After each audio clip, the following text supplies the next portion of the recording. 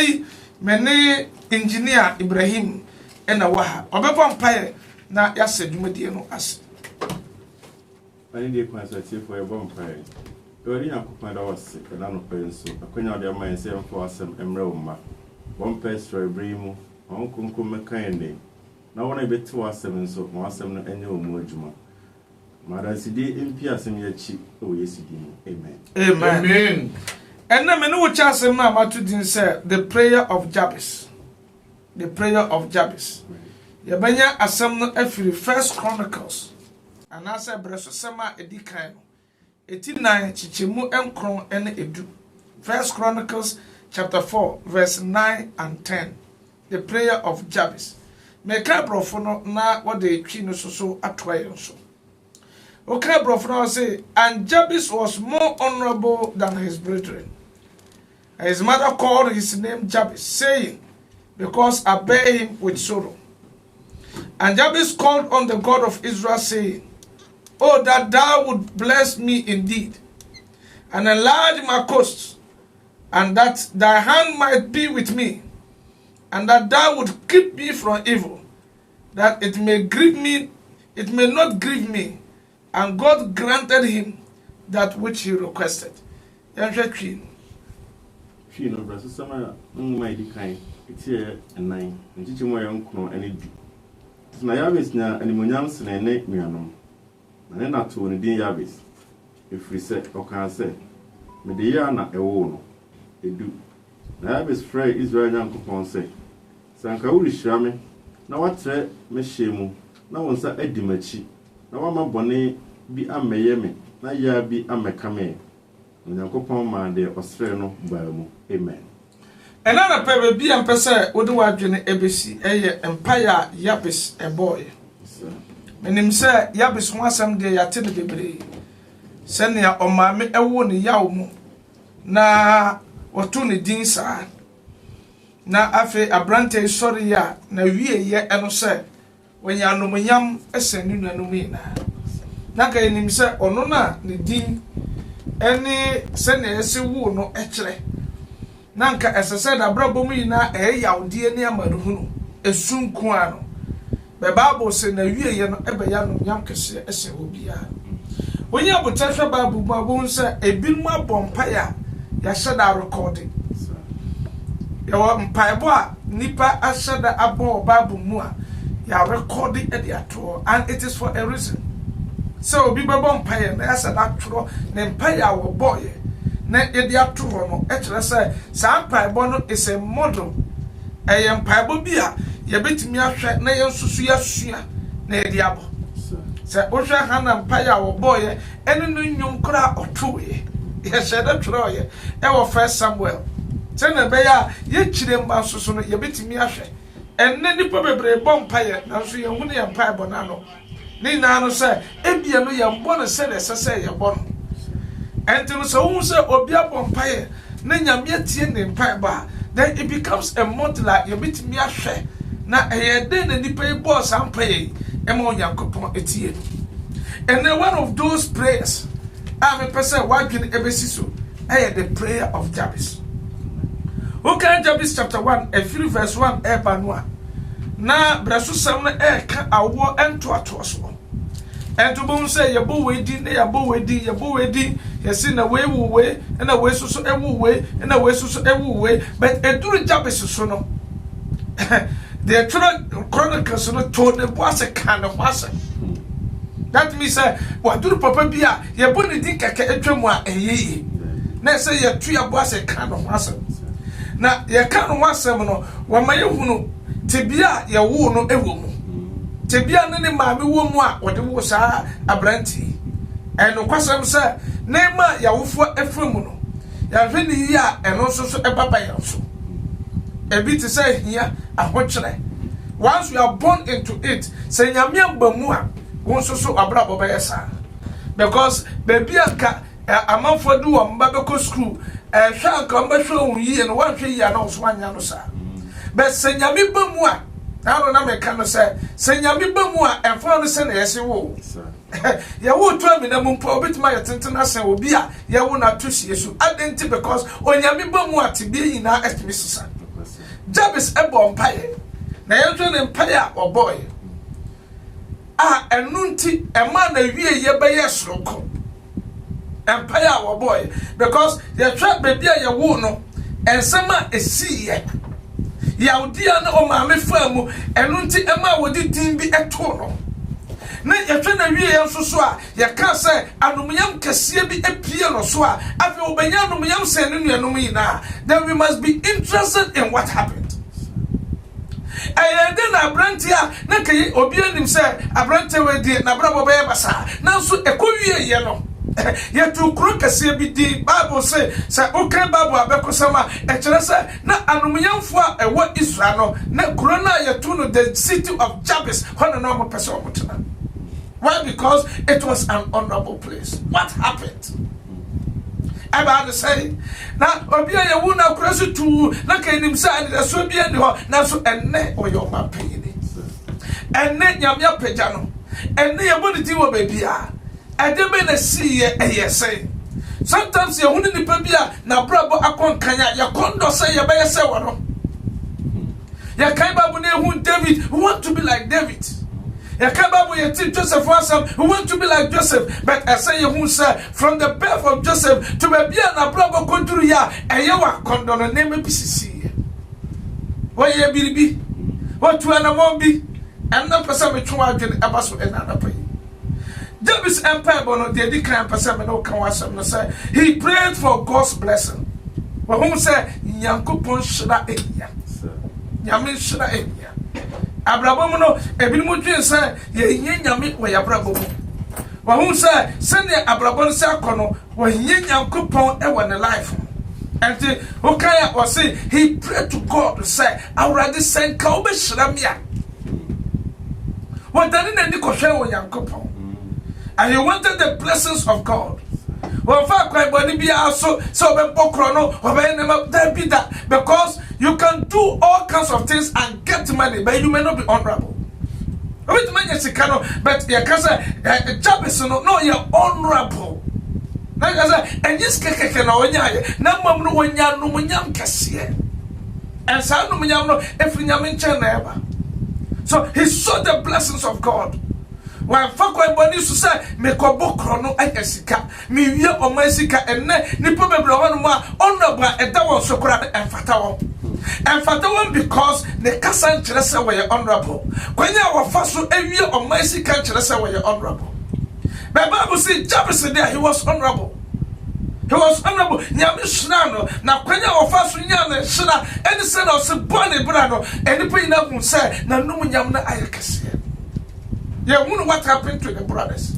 Maybe some brothers may be richer than him, but this was an honorable man. Hallelujah. Amen. And you know, was so in Yankopon and Shara actually quiet, and he became honorable. So, okay, Bible now who said, a dear yet tono, and the name of family, and the nana canny abrabono, and to say there will be a Yabonudia. He turned his situation. Abraham kebit man kase a curse life. Abraham kase ya tumeno Abraham full of pain. Abraham full of failure. But through prayer to the God of heaven will reverse his situation. Another permi impaired mo be our team.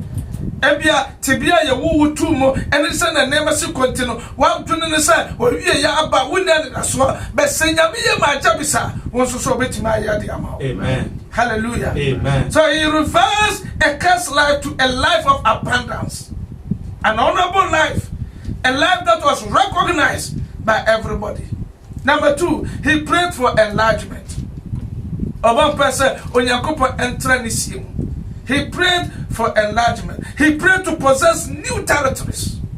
One person onyami embie kwakase emfama.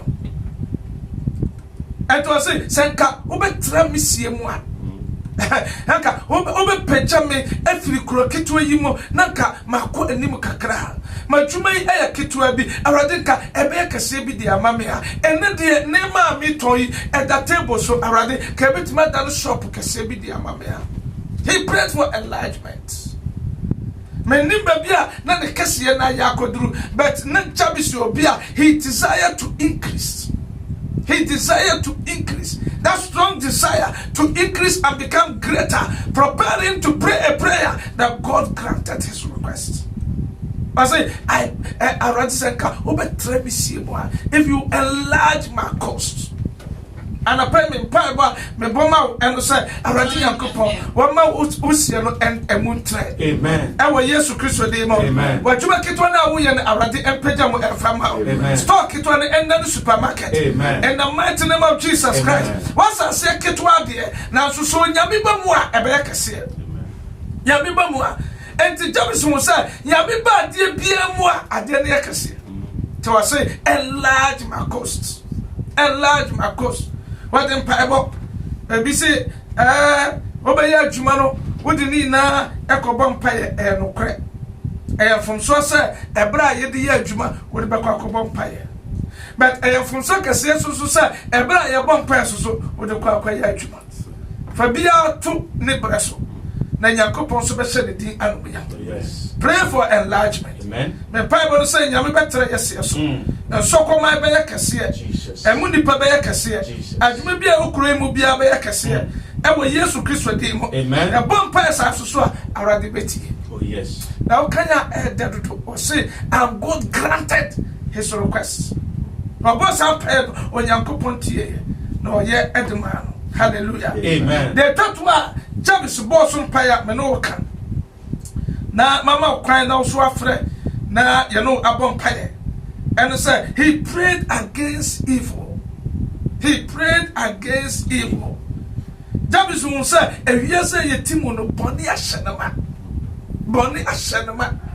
And which empire, yes, Christo de Maya Crampono, was it deliver us from evil. Deliver us from evil. We are living in an evil world. And we are saying, Timono, Bonnie Ashanama. And then some are yet here. And then my nipa ye. Idea, what you could know what you say, empty way nipa. Say, or we bet me actually, no kuno. Or say, me, the body pass, they are compared to Sikadro. And then my air costo, mama, you. And to the Jabez will say, life na kasani your external factors. Media me bomb your body say, may you never send and say, now so nipa atwam hwashia, systems are atwam hwashia can be very evil. About my struggle, amen. I don't know, Bibles or bumpire. Now, can say, already bomb your whole pie, everybody. Hallelujah. Amen. Bomb your whole pie, everybody. Who say, yes, this life, no, Senyamia, one who by never be able to me. I want a bravo. And to a sufro in your couple, so in your couple, bomb your whole pie, everybody. A modeler, as I say, a nipina, eminent nipper, no one pay a bribia, slow young coupon say already, but one who by everybody. Young check, Psalm 27. Psalm 27, verse 1. Psalm 27, verse 1. Young try their crazy. Now, and check the memo, I'm waffling. Now, so you're bumpire and none pay. Jabez bumpire, I'm meeting you, men also bumpire already better. Psalm 27, verse 1. I say, I don't know how I know and quantity. Why am I soon? I don't know a whole day. Why am I not? But verse 2, hear me. Nipper bonnet hour, Shemis was in Nipper bonnet hour yet there for some so our time. Now, what time? So, we are sitting in a team who say, Nipper bonnet be one more was so now a tower. What it's for me ever since I'm here. The uncommon check on one better. Now, or throw up a debate. I was since I'm here. I was so okay, Brofna was it came upon me to eat up my flesh. And yet they will stumble and fall. What no, yes. Okay, verse 3 now was to say. Don't shame so the survivor. It tells you, sir, the Babon for the year back, me, no pet. Only to me a drum. Hallelujah. Amen. Was it, do and host should encamp against me. But I never couldn't say me through. Makumarintu. Hallelujah. Amen. Makumarintu. Was it, I never could pen a mepe. So, 2 is so and no mumpo, and no mumpo, and I'm a hot Thomas. Verse 1 is said, I never could have a say, I don't know, I prefer a cheap man. seminar medie na metna Ewurade fie na ma hwɛ Ewurade enimtie verse 5 no na yɛ fancy wo na akora me na sisimu ohiada for in the time of trouble he shall hide me in his pavilion in the secret of his tabernacle shall he hide me. He shall set me up upon a rock. Hallelujah. Amen. I don't know you trying to Yankopon Jabez Bompire was say Arati, but me uba free bonny home. Jimmy free bonny home. Deliver me from evil. Protect me from evil. Now Bible say Jabez Bompire son on Yankopon Etienne Empire. Amen. And then I pray so when Jabez be yagene. Now be Bompire. Aradi subiti umpire. Amen. And a prime santia wa na me do ache. Say hwesenia e bi mu bom pae manya bi bie kwan de ma ho. Ne sua sampae Jesus. Emu ba ko ya Jabez bie. Wodi na ni hwe Onyankopon se nya be hira no. Wo hu se ne hira firi nya me chen na eba. Obon pese nya me ntra ne hiem. Na Aradi etra ne hiem de ma no. Obon pese nya me mbon ho ba firi bone ho. Na Aradi so eye de ma no. Was God granted his request. And I pay so bebon paya already betio. Yes. Obey amo. Never say me be show be cry. Say that we need Yankopon na already betio. Ye de besi ya na be ma kwai. Na be 10 minutes a day anyway. Wonso betimi afraye na ye no abon pay. Ya me sura say utie na anapai ye no ache already asa.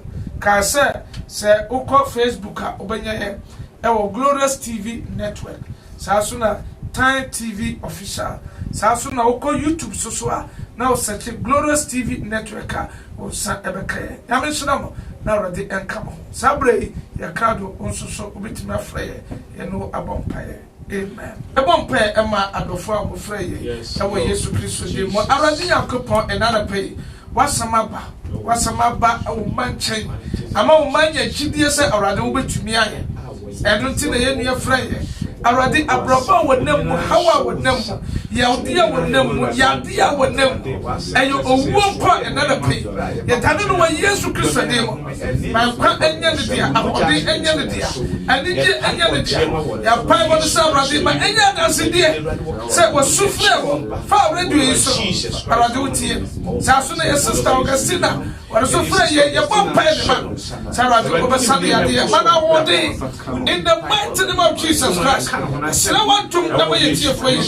When I was here, I want to hear when I come to friends, I want to be a friend. When I was the hospital, when I was deaf here, when I have to say, Jabez, and I pray to you. Yes, but yes, Christian. Aradia da wase say another person o ma sa kwanya we enim so umba atie de hia kwaje fa dom no de hia ya sa fa dom no de hia fa wodi arade fa ma no ya pa no sa arade on shira ebema o ma yisu na waka ye ho aboye wo Yesu di mo na ya bompaye amen amen. Yabeda Assemblies of